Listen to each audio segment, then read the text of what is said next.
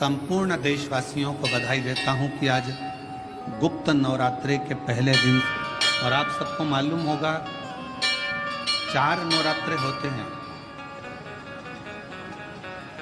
उन 4 नवरात्रे में 2 नवरात्रे गुप्त माने गए।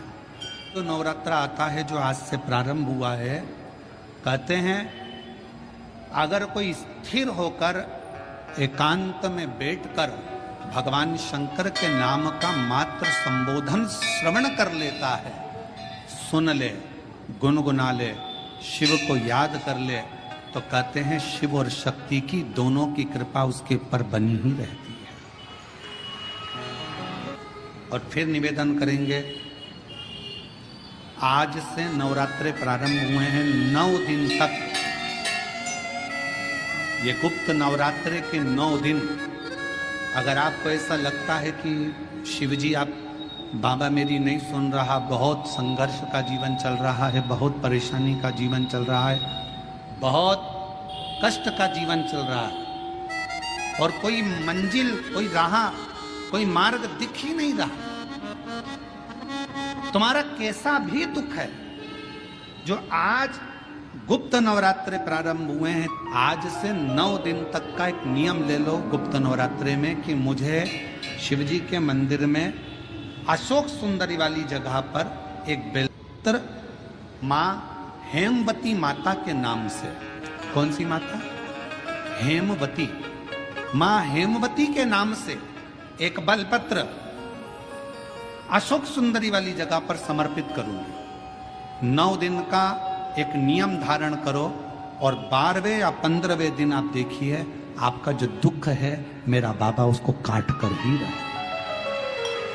गुप्त नवरात्रे जो आज से प्रारंभ हुए हैं, गुप्त नवरात्रे तो नवरात्रा है, इस नवरात्रे में हेमवती माता का स्मरण करना, एक बेलपत्र का पूजन करना, या एक बेलपत्र के वृक्ष के नीचे आप 9 दिन तक भी, अगर मंदिर तक भी नहीं जा सकते, मंदिर में आप बेलपत्र रखने नहीं जा सकते, तो आपके घर के आंगन में, द्वारे पर, बगीचे में, आपके घर के पास अगर कोई बेलपत्र का पौधा है, वृक्ष है, उस बेलपत्र के वृक्ष के सामने एक बेलपत्र का पत्ता रखकर भी अगर आप उस पर जल चढ़ा रहे हैं या पूजन कर रहे हैं हेमवती माता के नाम से, तो उसका फल आपको मिलेगा।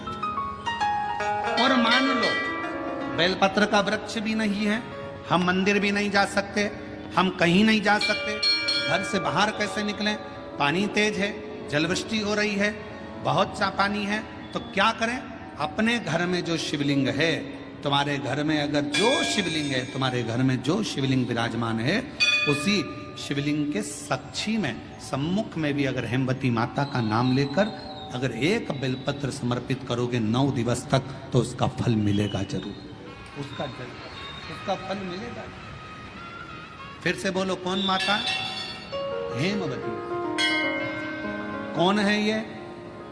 शिव महापुराण की कथा कहती है, जब माता पार्वती जी हिमालय राज के घर में प्रगटी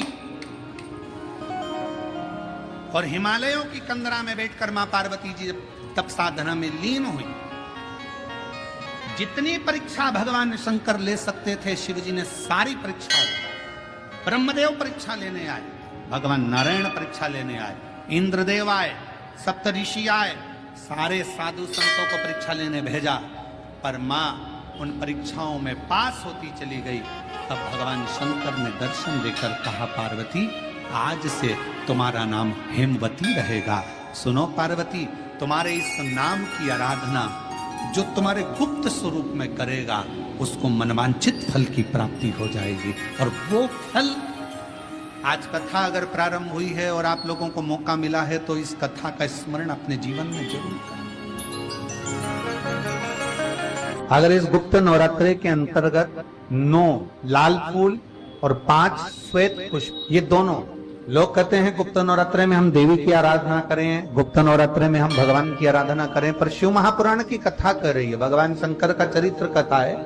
अगर आपने देवी भागवत का स्मरण किया हो, या भगवान शिव की एक पवित्र आनंदमय कथा स्कंद पुराण के काशी खंड में अगर सुनी हो, या उसमें भी नहीं पढ़ पाए हो, तो शंगी ऋषि के चरित्र में आता है, शंगी बाबा ने वर्णन किया है कि किसी भी स्थान पर यदि हमारे घर में 2 शिवलिंग है, नहीं है, तो किसी अपने घर के गमले में, बगीचे में 2 पार्थिव लिंग का निर्माण, उसमें एक शिव जी का स्मरण करें और एक में माता पार्वती जी का स्मरण। एक पर 9 पुष्प लाल और एक पर श्वेत पुष्प 5 समर्पित करें। बाबा की आराधना करें, घी का दीप लगाएं, पूजन करें और बाद में उन शिवलिंग को और उन पुष्पों को विसर्जन कर, किसी भी नदी में, तालाब में, बावड़ी में, वहां नहीं विसर्जन कर सकते हैं तो किसी वृक्ष के नीचे उनका विसर्जन कर। और ये नवरात्रे, ये जो गुप्त नवरात्रे हैं, इस महीने में जो गुप्त नवरात्रे आती है, इसी के अंतर्गत इसका पूजन है। एक बार हमने पहले वर्णन किया था, जिसके यहाँ संतान नहीं होती उसके लिए भी पहले जो आषाढ़ के महीने में जो गुप्त नवरात्रे आते हैं उसका स्मरण कराया था। चाहे गुप्त नवरात्रे हो, चाहे सर्व नवरात्रे हो, केवल देवी की आराधना कर रहे हैं और सोचें कि हम माता जी की आराधना कर रहे हैं और माता जी हम पर प्रसन्न हो।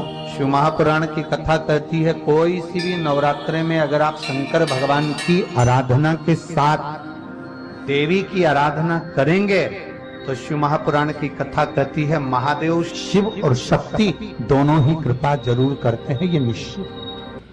अगर हम शिव महापुराण की कथा को देखें तो माता पार्वती जी अपने तप को कर रही हैं। माँ जगज्जननी, माँ अम्बा, माँ जगज्जननी दुर्गा भवानी, अष्टभुजा धात्री माँ दुर्गा, माँ भवानी, माँ देवी,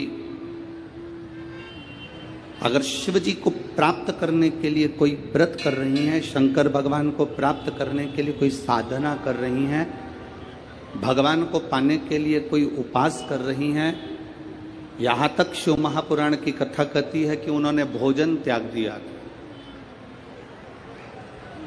जल त्याग दिया था, फल त्याग दिया था। शिव महापुराण की कथा कहती है केवल वृक्ष की पत्तियों को ग्रहण करती थी, वृक्ष की पत्ती को भी छोड़ दिया था। दुर्वा का एक छोटा सा अंश मां जगज्जननी माता पार्वती ग्रहण कर रही थी, एक छोटा सा अंश दुर्वा का, वो भी छोड़ दिया था। और जब माता पार्वती जी ने पत्ती छोड़ दी, दुर्वा खाना छोड़ दिया, फल खाना छोड़ दिया, भोजन करना छोड़ दिया, जल पीना छोड़ दिया, तब माता पार्वती केवल वायु का ही पान करती थी, केवल वायु का पान करती थी।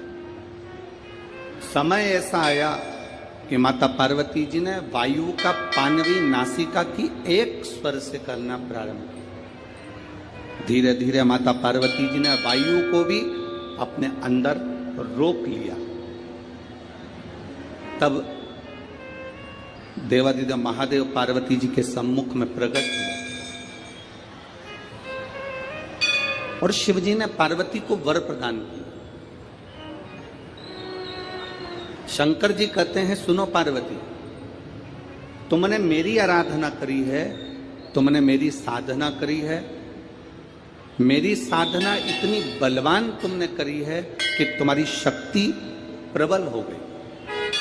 पार्वती, आज मैं तुमको 2 वर देता हूं। मेरी विदर्भ की माताओं, नागपुर नगर की मेरी जीजियों और नागपुर नगर के मेरे जितने भाई लोग बैठे हैं, मेरे जीजाओं, बड़े सावधानी से कथा सुन। इस नवरात्रे के अवसर पर दिल से सुन लिया तो निश्चित है आपकी झोली खाली नहीं रहेगी, मेरा देवादिदेव महादेव भर कर ही रहेगा। ये रीते यहाँ खाली ना जाता कोई दर से तुम्हारे, खाली ना जाता कोई दर से तुम्हारे, मैं भी खड़ी हूँ नंगी बाहें पसारे, अपने हृदय से लगा लो कि राजा रहा हूँ, उठा लो प्रभु अपने दर से अब तो न टारो, गिरी जा रही हो उठा लो। शिवजी ने माता पार्वती को 2 वर दिए और वो दोनों वर आपके ध्यान में रहना चाहिए, आपके स्मरण में रहना चाहिए। शंकर भगवान ने माता पार्वती को 2 वर दिए जब माता पार्वती ने तप साधना की। पहला वर मां पार्वती जी को देते हैं भगवान देवादिदेव महादेव, जो नारी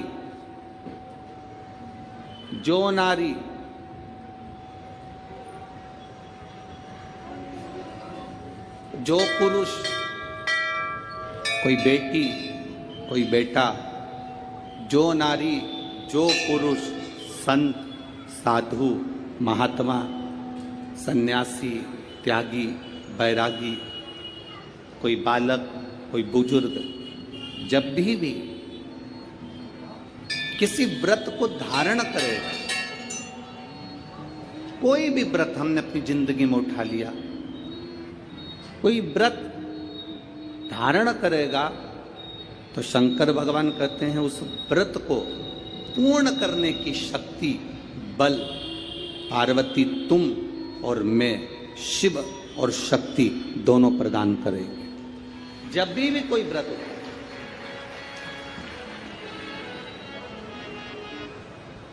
आपने अगर कोई नियम ले लिया अपनी जिंदगी में कि मुझे ये कार्य करना है, तो वो कार्य पूर्ण करने की जवाबदारी भोलेनाथ जी की। आप अपनी मेहनत करो, आप अपना कर्म करो, अपने कर्म में कभी पीछे मत हटो, अपनी मेहनत में कभी पीछे मत हटो। आपने सोच लिया कि मुझे डॉक्टर बनना है, आपने सोच लिया कि मुझे इंजीनियर बनना है, आपने सोच लिया कि मुझे एक अच्छा अधिकारी बनना है, तो मेहनत तुम्हें करना है। जितनी कर सकते हो उतनी मेहनत करो, जितना कर्म कर सकते हो उतना कर्म करो, जितनी पढ़ाई कर सकते हो उतनी पढ़ाई करो। किसी आडंबर में पढ़कर कोई तुमसे कह दे कि मेरे पास आकर बैठ जाना, मैं तुमको ऐसा भभूति बनाकर दे दूंगा कि जिससे तुम पास हो जाओगे या जिससे तुम उत्तीर्ण हो जाओगे या तुम्हारी नौकरी लग जाएगी। ना ना ना, अपनी मेहनत अपना कर्म अपने को करना है, तब हम उन्नति की सीढ़ी पर चढ़ सकते हैं, आगे बढ़ सकते हैं। अपनी उन्नति की सीढ़ी पर चढ़ने के लिए अपनी मेहनत जरूरी है, अपनी मेहनत। आप अगर मेहनत करो ही नहीं और सोचो कि आप बहुत ऊपर की ओर बढ़ जाओ तो बड़ा कठिन है।